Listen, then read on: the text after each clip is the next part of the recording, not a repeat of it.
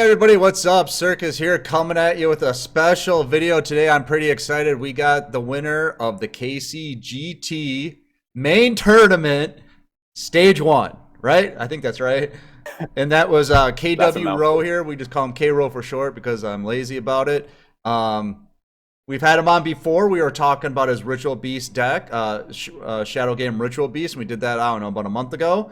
And if you haven't seen it, make sure to check that out on the channel. But he played a very similar deck in this tournament and won the whole damn thing. Congratulations. Thanks very much. How does it feel to win the first stage like this?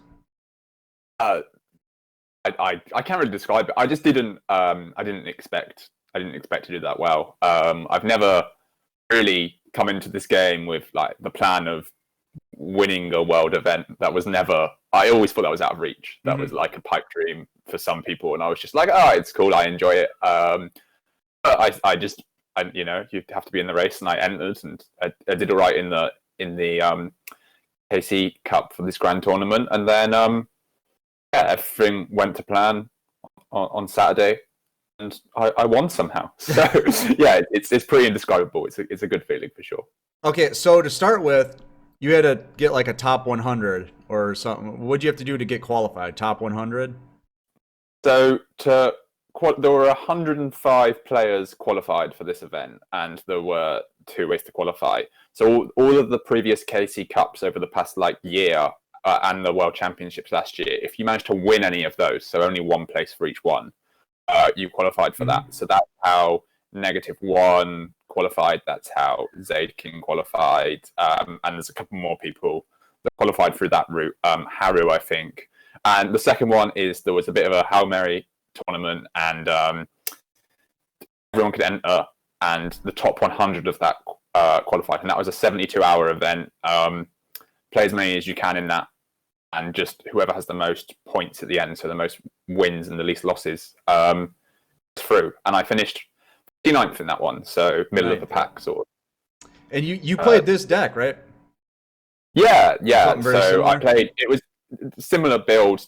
A couple of the tech choices were a bit different. It was along these lines. Yeah, this is sort of my deck now. Yeah, I think it's becoming synonymous with K Rowe. We're starting to see it everywhere now. The Shadow Game variant is becoming very popular. Every time we have a tournament, people playing Ritual Beast, they play this. And they'll side restart, but you never see it. You never see it. All right, so let's go over this a little bit. You go, you get 59th, which is, let's be honest, it's not that good, right? I mean, top 100 in the world, no. 59th. I mean, when you were like, oh, can we do an interview about my deck? I'm like, 59th, dude? Come on. I mean, can't we do a little bit better than that? Yeah. Okay, so you're going into this thing. You're ranked 59th. I mean, I'd be a little intimidated, right? Because it's like, oh, there's like 58 people that did better than I did. I'm going into Saturday. I'm playing basically a free-to-play deck. I'm going against the top players in the world. I mean, what was your mindset going into it? So I suppose one of the great things of it is that I went into it with incredibly low expectations for reasons that you laid out so well. I was like, oh, it's a bit crazy that I've qualified for this. So yeah, there were about 20,000 people that entered the tournament. So I was happy with 59th, don't get me wrong, but I was kind of like, look, there are still, all I'm thinking is there are still 58 players better than me. And I probably even got lucky to finish 59th in the first place. So there was no big pressure on me to perform, which was a big bonus because I never really expected to do well. So I only started to panic. I only started to like get nervous in round 5 because that was when, if I won, I made it. Until then I was like, this is going to go terribly wrong at some point. And then it was 4-0, and all of a sudden I was like, oh, all right. All right, let's go over this a little bit. So what time was the tournament at for you? Because it was like 5 a.m. or something for me. You know, so I missed it. It was pretty horrible for American time zones, but I'm over in the UK, so it started at 11 a.m. for me, which is pretty perfect. You got time to get up and have some coffee, eat some breakfast, maybe a brunch. I don't know, maybe you did some brunch. You know, you're ready to go at this point. I said I got up at about 9 and then chilled out for half an hour. I went to have breakfast only to realise I had nothing in, so I had time to dash to the shop and get food, and I was still within plenty of time. So yeah, it's a perfect time for a tournament to start. When I used to play the real card game, tournaments would always start at about 11 o'clock in this country, so It was a really good time. All right, so let's say it's like 10:30, 10:45. Are you getting the butterflies? You know what I mean? I'd be just staring at my phone like, you know. Yeah, so I was just staring at my phone because there was like an event page for this, and instead of pressing start duel, it was just a countdown, and it counted down to 11 o'clock, which is when the event started. So from like 15 minutes to go, it was just every second, and I was just watching my screen like this, like, like, so that was a tiny bit nerve-wracking, but as I said before, I wouldn't say I was hugely nervous just because my expectations were low. I was just happy to be in the event. Mm-hmm. All right, so what, like you said, there was a special screen and counted down because not many of it, only 105 people got to see what actually happens in the game. So that's got to feel pretty cool. It's like you went through a back door in the game and now you're in this like cool zone that no one gets to see. So there's a countdown on the screen, and then what happens once it starts? Is there like a start screen like begin or anything like that, or? So after it gets to 0-0, it says start, and then it takes you into the blue looking for an opponent screen, and then the rest is, well, I'm not going to say entirely normal, but the rest is reasonably normal. So there were a couple of differences. For one, when you got into game, they had special event mats and sleeves, which they auto put onto your decks. So yeah, and the other weird thing is that during the event, anyone can spectate. Yes.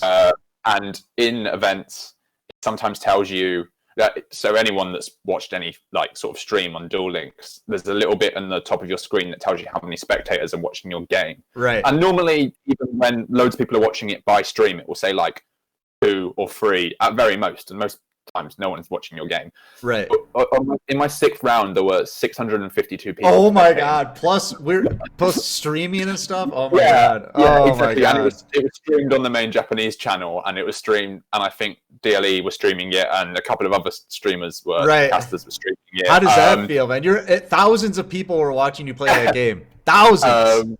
I know, that was weird. That was very weird. Luckily, I didn't think at the time thousands of people were watching it, because that would have probably freaked me out even more. I just thought, wow, 600 and something people are watching it. That's a bit crazy. Right, right. Was your heart in your throat kind of thing? You know, it's like, you know, like you had a hard time swallowing and, breathing. Yeah, and... Like I said, when people started paying attention to me because I won the first 4, that's when, I started to get really nervous because everyone was watching, and all of a sudden it mattered if I won or not, more than just for like my own pride. All right, so let's go through the matchups quick. Do you remember them all? Like, what was round 1? Do you remember? Yeah. So my first round was against Witchcrafters. My second round was against Blackwings. My third round was against Cyber Dragon. My fourth round was against a 30-card Blue Eyes deck that also had ninjas in it. Oh my god! Yeah. My fifth round was against another Blackwings, and my sixth round was against Dark Magician. Okay, so that fourth round with the Blue Eyes guy, he had to be winning. I mean, if you're probably both 4-0 at the point, right? Yeah. So no, it was round 4, so we were both 3-0. 3-0, sorry. 3-0. So he's winning. I believe he went 5-1. I think I was the only person to beat him. Really? Okay. So he might have the secret spice. Yeah. Well, I think. Firstly, Blue Eyes is one of my worst matchups, so I was pretty worried. But luckily, I drew reasonably well. And yeah, it obviously was a good deck because he managed to go 5-1 with it. And I think I have seen it around a little bit, but yeah, you kind of don't know what to expect when you're playing Blue Eyes, and then someone drops a ninja. You're like, oh, okay, this could be anything. Interested. And then you said Cyber Dragons. I was kind of surprised by that one. Yeah, me too. I didn't even know it was Cyber. So I drew such a good hand that I OTK'd them before they showed me any cards from their deck. They set 2 and passed, and I one monster, one back row, and I just OTK'd. So I didn't see a single card. Oh, okay. But I've been told it was Cyber Dragon. I wasn't sure if it was Cyber Dragon or Lunar Lights at the time. Because they also sometimes play Zane Truesdale. Right. But yeah, it was Cyber Dragon. I've had confirmed for me afterwards. All right, I'm gonna ask you this because you went 6-0. I would say that's pretty good. Okay. Was there any time you thought you were gonna lose? Was there any one that was actually hard, or were you just like on fire? My hands were on fire. I drew what I can only describe as broken hands most games. Maybe not quite all. There were some times I had average hands and I managed to grind out games, especially the first 2 rounds. I drew like quite average, but I managed to grind out the games. But from say round 3 and 4 onwards, my hands were just so good that I could even make small misplays and still win. So yeah, I was still worried in the Blue Eyes matchup because I did make a small mistake, which could have cost me the game, and I was really worried he was going to be able to capitalize on it. But luckily, couldn't, and I didn't make a big enough misplay that I couldn't recover, and I still managed to win the next turn. So yeah, that was maybe the scary moment. But otherwise, the games were just pretty easy, huh? Yeah, and again, that's nothing against any of my opponents. I just drew really good hands. Like the Witchcrafter matchup, that just seems like it'd be really grindy, right? So I mean, they can negate effect, but maybe you can tag out of it. I mean, explain that one a little bit. The Witchcrafter match up is insane, and there is a tiny bit of context for this one. So I play in another league called Team Wars, and we went against Bricks and Potatoes a few weeks ago. For anyone that doesn't know, they've got some of the best players in the entire game playing for them. They're a very good team. Extremely stacked, yeah. Yeah, and I got O2'd with Ritual Beasts by Witchcrafters. In my head, I was like, this is a really easy matchup. I'm not going to have any problems here. And the guy playing them just destroyed me. Just made me look like an idiot. Because I was like, no, I can repeat this deck. I can play it again. This is definitely favored for me. And then he beat me again really easily. So I guess not. I guess not. So that made me go back to the drawing board. And I had to work out how to beat this deck.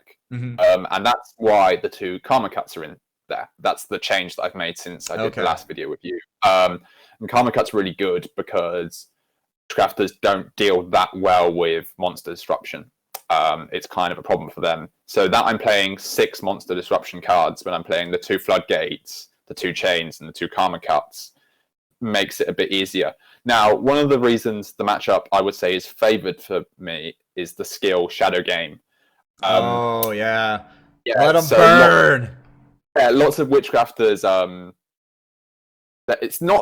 It's a control deck more than an aggressive deck, and it's also a deck that to get itself going, it needs to mill lots of cards in the graveyard. So they play The Grass is Greener, which is an amazing card. If you draw it, you mill 10 cards from your deck, and they can do all sorts of plays. Against someone playing Shadow Game, that card might as well say, every turn after you've activated this card, you lose about 1,000 life points. Right. That instantly puts them on a clock, and my deck is really good at playing slow and grinding out games. So even if they were going to win the grind game in the long run, they're not going to get to the long run because they're going to run out of. They're going to die first. Okay. And is that how you won that one? Yeah, it is. So I used Karma Cut to stop their power play, and then I just basically held on because the only way the deck could play for all of my stuff and keep alive was by milling loads of cards. And at that point, they were burning out. So I just had to hold on for, I think it got to about turn 8. Maybe turn 9. I can't quite remember, but they just ran out of life points in the end. I don't think if I had to actively win, I could have done it with the hand I had, but I luckily why bother? Yeah, why risk it? Yeah. All right, so moving on to round 2, what'd you face? Blackwings. Blackwings, how'd that go? That's an OTK deck. Who went first? That probably determined a lot here, right? They went first. Okay. So Blackwings isn't known for being great when it goes first, but it does have turn 1 plays, especially against Ritual Beasts. They've got a card called Blackburn Close. Blackburn Close. It negates effect. Okay. Yeah. Close. Sorry. Yeah. it negates effects and summons a synchro monster. It's a really good card. The only sort of negative thing to it is that it's not searchable. It can also, it's a counter trap that can be activated from your hand when you control a synchro monster. That's pretty nice. It's an incredible card. Yeah. It just destroys ritual beasts, which activate effects. So I had to make sure I played around that. But like I said before, my deck plays quite a lot of monster disruption, and also Blackwings deal a lot of damage to themselves to set up their combos. They've got a card that Simoon, one of their best starters, sometimes deals 1,000 life points to you at the end of the turn. If the spell that it searches stays on the field, and then to get Zephyrus from the graveyard, they lose 400 life points there, and also they fill their own graveyard up with all the synchroing they do turn 1, or their turn 2. So for that reason, yeah. Did it go pretty quick then? Reasonably quick, because I had one of the trap cards. I managed to clog his field up, and I had a monster that he couldn't get through, and he had more cards in the graveyard than I did. So again, burnt out. You dirty stall player! I love it. I promise, as this goes on, I don't win them all through burning people out. But the first 2 rounds, like I said, my hands weren't as good, so it was just fallback on the. Shadow Game is very much a fallback skill for Ritual Beasts. It's, can I win this game aggressively? No, I cannot. Let's be a terrible player and burn them to death then. That's sort of the Venn diagram. All right, so was round 3 the Cyber Dragons? Yeah, round 3 was the Cyber Dragons. So he set 2 and then you just OTK'd him.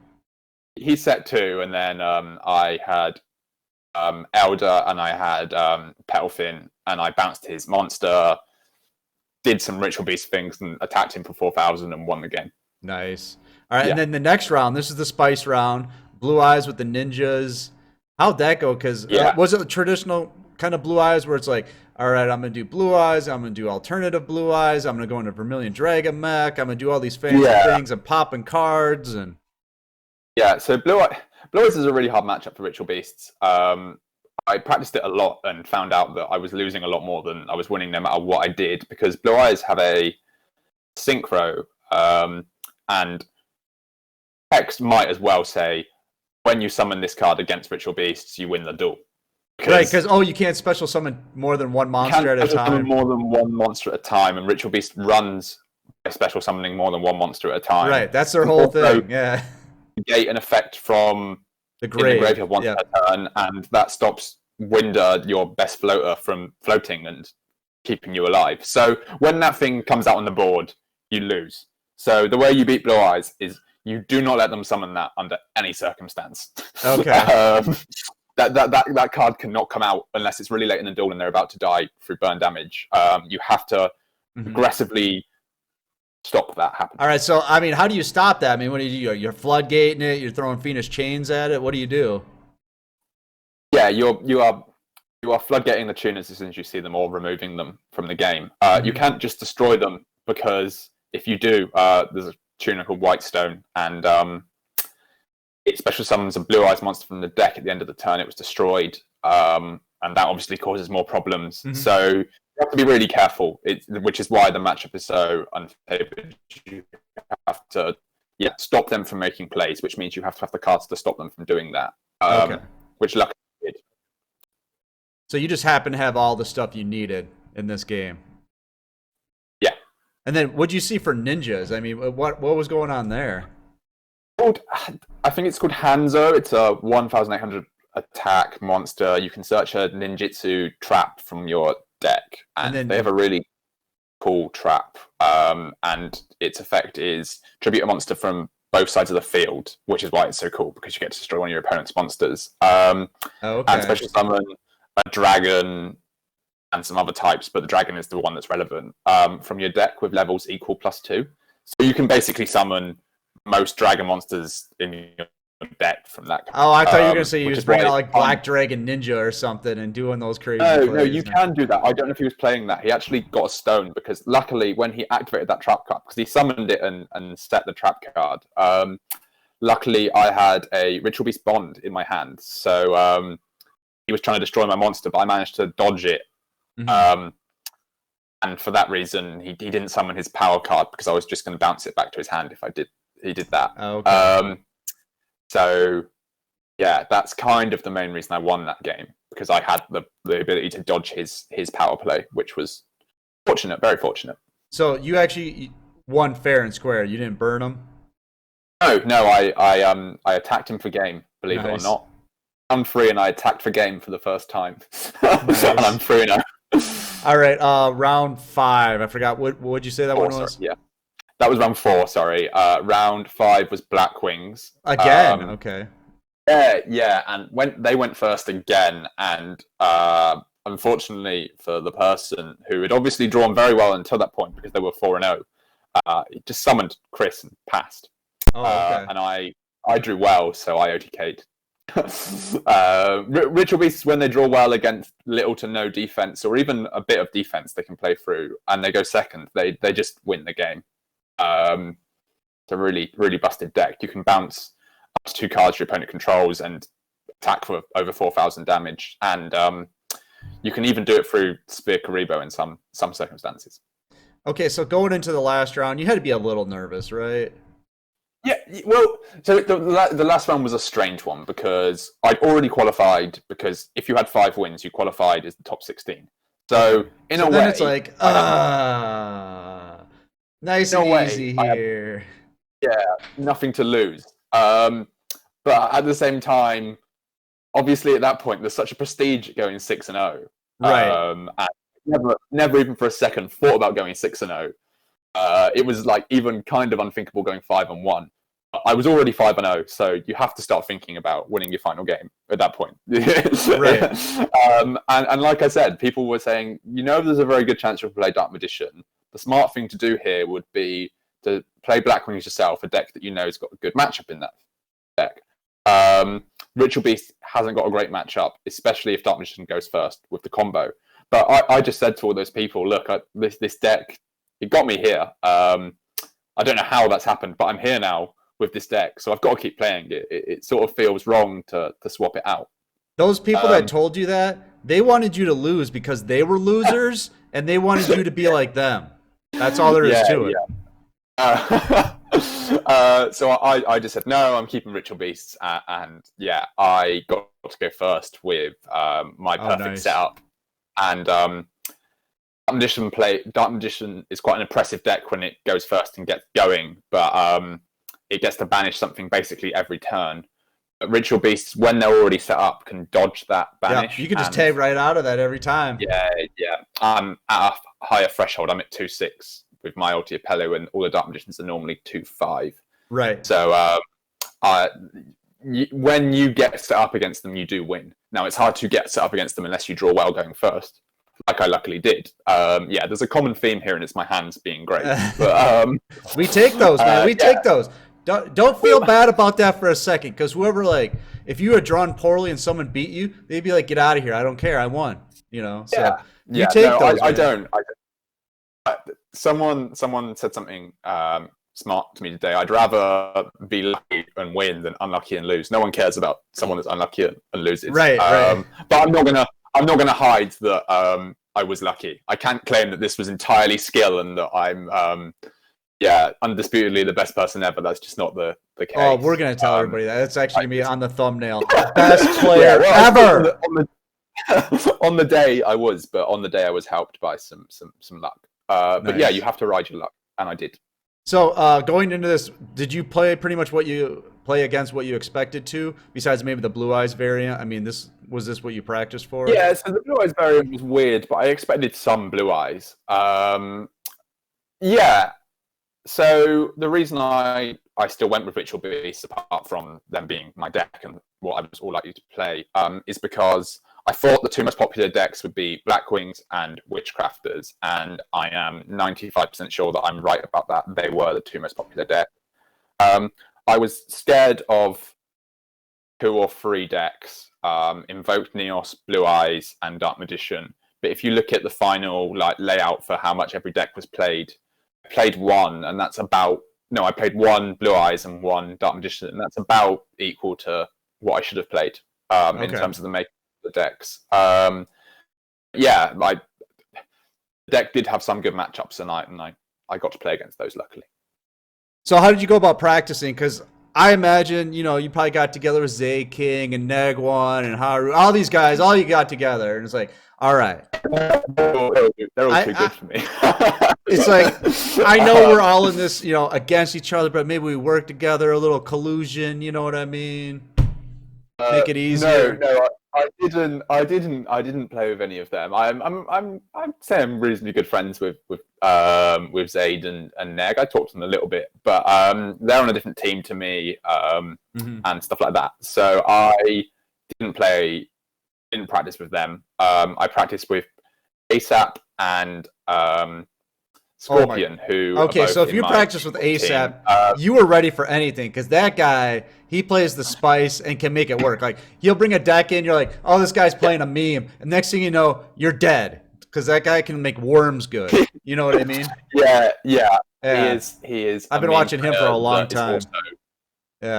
Also very good at the game. Very good friend of mine. Really helped me out with this. Him and Scorpion, shout out to both of them, because the only thing you can do to practice for 6 best-of-1 games is just play a lot of games yourself. Just have to keep playing and just make sure that you are in a position where you are executing your hands and not making a lot of mistakes. So I just played against them most evenings in the week. I played mostly against my unfavorable matchups because I knew I could win my favorable ones. So I wanted to make sure that I was ready against the ones that I could maybe sneak a win if I drew well or if they misplayed or something like that. It didn't go well. They were slapping me all over the place all week. That's probably good though. That's good. Yeah. I think it was good because it really made me think about all my plays, and when you're on a losing streak, I think sometimes you think even harder about like how you learn how more. You can win. Yeah, you learn. And you definitely do learn more. That's another good point.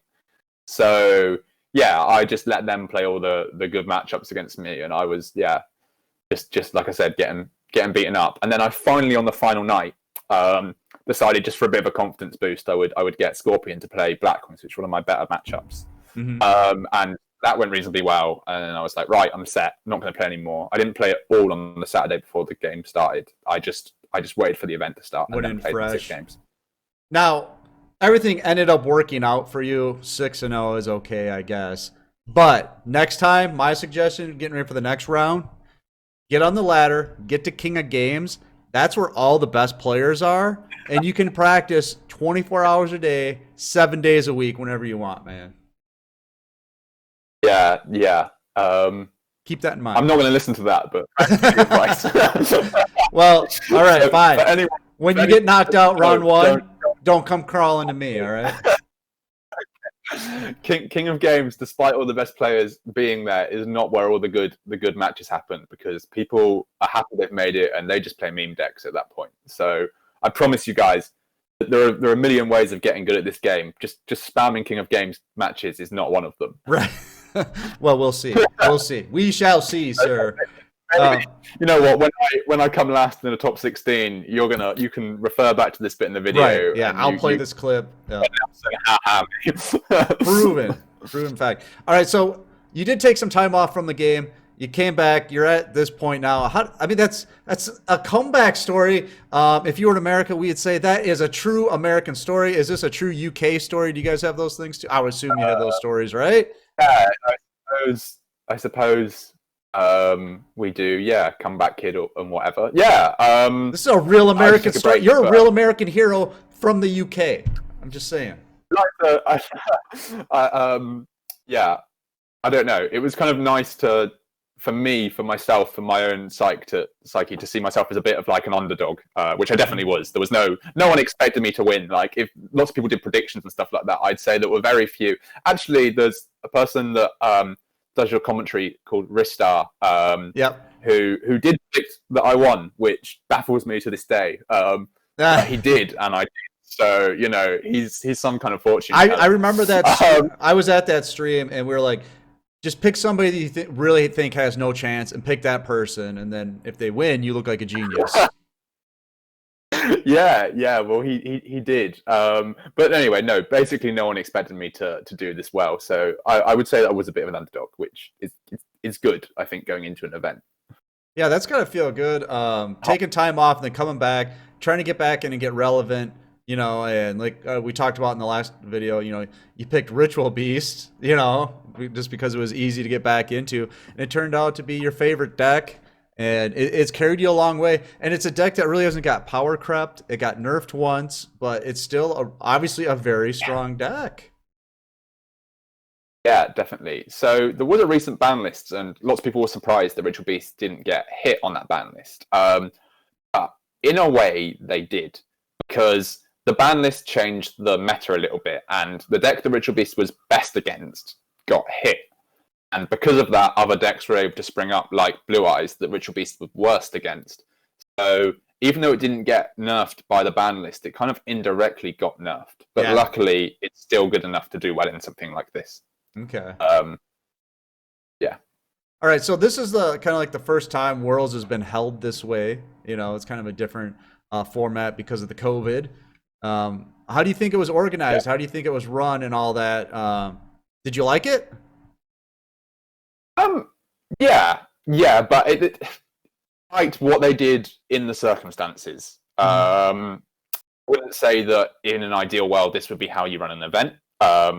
Don't get me wrong, I'd much rather be going to Worlds in America than sitting in my shorts in my bedroom playing Worlds. We could have met up, K-Roll. We could have met up because Worlds was like 4 hours from my house. I was going to drive there.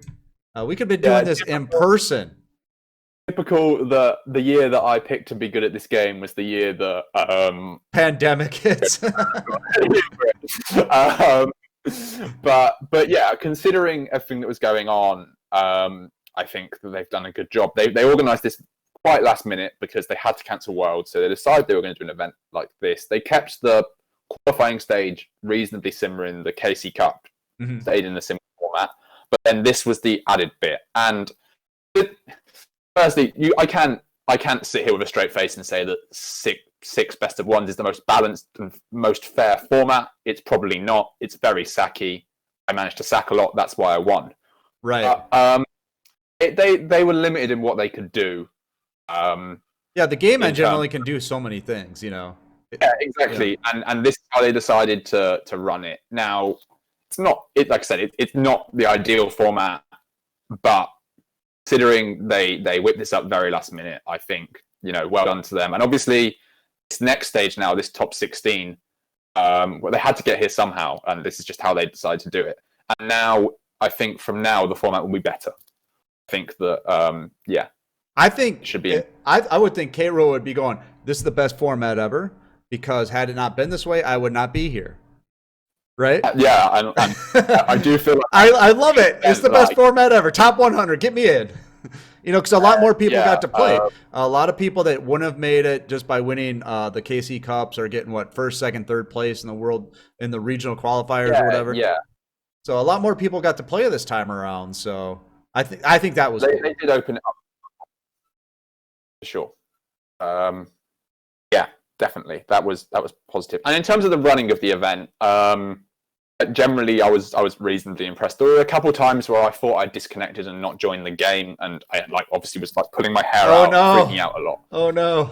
But every time that happened, Konami, to their credit, just moved the match 5 minutes further back, and you got another chance to reconnect. So they didn't punish it not connecting for various reasons. Obviously, they must have seen that as a problem at their end, and they corrected it very well. I cannot speak for everyone on that. I don't know what everyone's experience was, but mine was generally, if a mistake happened, they corrected it instantly. Oh, that's good to credit hear. That is good to hear, because that'd be the worst thing, right? You're kind of on the bubble, and then you lose one to disconnection, and they're just like, what are you gonna do? What are you gonna do? So I tried to get into my 5th round, and I thought it had disconnected, and I was freaking out. And then someone luckily pinged me and said, "Oh, I think they've just moved the match back." And I looked back, and luckily it said, "Your match is now starting in 2 minutes." So I was back on the screen in time again for it all to be okay. Nice. So yeah, that was, like I said, it could have been very easy for them in that case just to ban, disqualify from that round everyone that didn't connect for various reasons. But they didn't do that. They did try as hard as they could to make the event run smoothly. Did you end up playing against anybody you know? Or did you not know who you were playing against? So it's interesting because there were 65 Japanese people in this event. Oh my god. Yeah, like, and then some Chinese people on top of that. So I didn't know too many other people that qualified. I knew a few.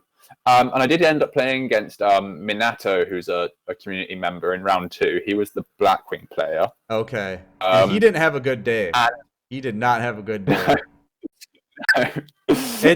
You contributed to that. He was probably like, all right, maybe I lost the first round, second round. I'm coming back, baby. Oh, man. I beat him on the second round, and I think, unfortunately for him, I'm sorry, Minato. I started the. You started the slide. Oh my god! So you're the worst one of all of them. You ruined his day. Yeah. You ruined his day. Wow.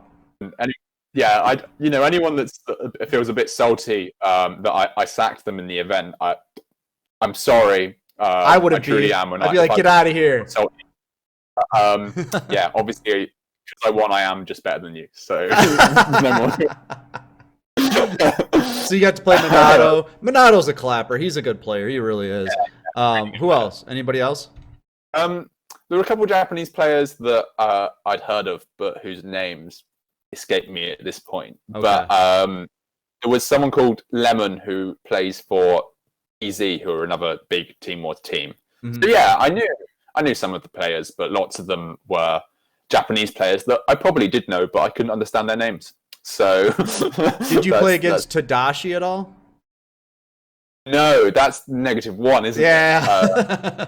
I was hoping you'd be like, yeah, I clapped that guy, that fool. No, no, did not play Tadashi. Oh, that's too bad. So, what are you doing for the next round? Since you only have one deck, everybody's going to know what you're playing. Yeah, it's like I said to you, I actually went in with a different in-game name because I'm known for being a bit of a one-trick pony with Ritual Beast. So I didn't want everyone to be able to snipe me and build their deck to counter me. That ended up not mattering because you didn't know who you were playing in advanced. But for this next event, I'm pretty sure I'm going to have to learn how to play more than one deck, which is a bit scary. Moving out my comfort zone. But what are you going to do? Because you play what you know, and you've probably got hundreds of games into this deck. You're going to be playing a deck you might only have 100 games into. Yeah. So I would say that a lot of my success in this tournament has been through both stages. Has been because I know Ritual Beast like the back of my hand. I've played them so much for months now, and I just know when I see a hand roughly what it can do just through like basically muscle memory from like my fingers. Right. So yeah, I'm gonna have to learn to play some new things, which is going to be interesting. I mean, I do play other decks a bit, believe it or not. I know, contrary to popular belief, but I do own more than one deck. Oh, okay. But, I wasn't sure. I don't know how well I know those decks. So I suppose the next few weeks are going to be me having a lot of games for those and just hoping that I can pick up some other decks to a level that it works. But you know, I would love to say that I have grand ambitions to win, but I'm just happy to be here. Well, and who knows how the format might change by then, because there's a new box coming out before then, and there's a new box coming out. I'll have to buy that and learn that for sure. When is the next stage? When does that start? The 29th of August for UK time. I don't know if that's different for Japan or for right with the time zones and everything. Okay. Else, but I know that it's the 29th of August for me. So that's a full month away. That's a long time. I was hoping it was going to be this next Saturday. It's like 1 week apart. Let's do it. It's a little bit, which is nice because I've played a lot of Duel Links recently, a lot more hours than I'd be willing to admit to anyone. So time to take a break, huh? This week I'm going to try and have some time off just to recover. And then from next week I'm going to go in hard again. Okay. Well, you got to make sure to keep farming those events because that's a pretty important thing to do. Yeah, that's you can do that without really having to think very much. No, I was just thinking. I mean, you go 6-0, you're going into the World's Finals. Got to make sure to get those event cards. Got to get that prismatic, whatever that's coming out right now. Got to make sure you get your Infernity cards. Yeah, definitely. You never know, because I think they're coming out in the next box, right? So these might be very important cards. You might need them for Worlds. There's an event and I've already started farming it just to make sure I get that. But in terms of like actual competitive gameplay, I think my head needs a rest. Yeah, I don't blame you. So one question I wanted to ask you, because there's probably people watching that don't play competitively, or maybe looking to get in to playing competitively, and maybe need some help getting better. Do you have any just general advice on how to get better at the game, or how to improve and get to this stage like where you're at? Yeah, I suppose there's a couple of things. So one thing that we've kind of touched upon is get to know your deck. Don't I know that some people get very bored playing one deck and they want to switch, but I would say that my success both times it's come in this game, and it was a few years ago I was okay with a deck called Aliens, and now I'm good with Ritual Beasts. It's because I've just picked one deck and I have really learnt it like the back of my hand. I can play it really well. Because I put so much time into it. And that doesn't mean you ignore the existence of other decks. You have to know how your matchup is against all of them, and little tips and tricks and what they can do. But you just really have to know your deck inside out. Like I said, I think lots of people get bored. But if you want to be good, if you want to compete with the very best, and they're insane, they're on a different level, then you have to know one deck really well, is my opinion. Yeah, we see that a lot in tournaments. We'll see a player and we're like, oh, this guy always plays Shiranui, this guy always plays Element Sabers, and when they don't, it throws everybody off. Like going into it, it's like, oh, this is the Shiranui guy, and it's like, what? He's not playing Shiranui. There are some players that are just superhuman and can successfully pilot hundreds of different decks at the same time. It feels like Grecius, -1, but even players like -1. Known for playing certain decks like Crystron or Blue Eyes. Right. It does pay to learn your deck to be good with it. So that would be one tip. My second tip, I think, is probably more important, and it's just to accept that you don't always need to play 100% perfect to win games. Just because you make a mistake in the middle of a game, don't think, oh, I've lost, throw in the towel. Accept that you can make misplays and still win. At the same time, except you can do everything right, 100% perfect plays, and you still lose. And that is just what this card game is like. I think the sooner you come to terms with that, the less tilted you'll be all the time. And I think that is definitely a big amount of progress that I've made in this past year, is that this game doesn't really tilt me like it used to, because you just have to accept that, your luck will come at some point. Now, luckily, mine came in the World Championship qualifiers, so I'm now qualified for Worlds. But it might be something like this. It might be a tournament. Just keep playing well. You don't have to be perfect. Just well for a long time, and I promise you, your luck will come. It might feel like it's months away, but it will happen. You really can win a tournament if you're just playing well. Right. And I think that's one of the points Neg made on the show once was, you may lose a lot, but look at why you're losing. You might lose, but there was nothing you could do. The guy went and he had a god hand, and he just wins. It's not your fault. I mean, so looking at why you're losing too, right? You can learn a lot from that. Yeah, for sure. I think you do have to be honest with yourself. If you are misplaying a lot, that's. I'm not saying it's okay if you're misplaying a lot. You have to really, if that's the case, you have to have a frank discussion with yourself and be like, I've got to sort myself out, and then play against loads of players. Like, this community is great in that there are so many people that are willing to play it all the time. So there's always chance to play against good quality players, which you have to do. You have to play this game a lot to be good at it, I think. Yeah, just if you're losing to God hands, accept that there will be a day where you're the one with the God. All right, so where are some good places that they could practice against the best players, K-Row? So I think that you guys run some tournaments. I would say 4 tournaments a week. I mean, it's no big deal or anything, Yeah. So I would say that tournaments are definitely a good place to hone your skill. The folks over at DLE do free tournaments, so I would suggest getting signed up in them. And if you want guaranteed access to them, subscribe. Oh, listen to this guy! Listen to this guy!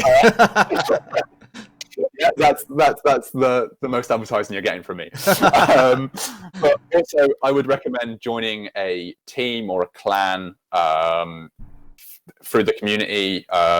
If you have Discord, and find like-minded players to play against, that really ups your game, because so many people out there and they're always willing to play, like I said, and it does improve you as a player. If you can't find a team, make one yourself, like that's how all of them started.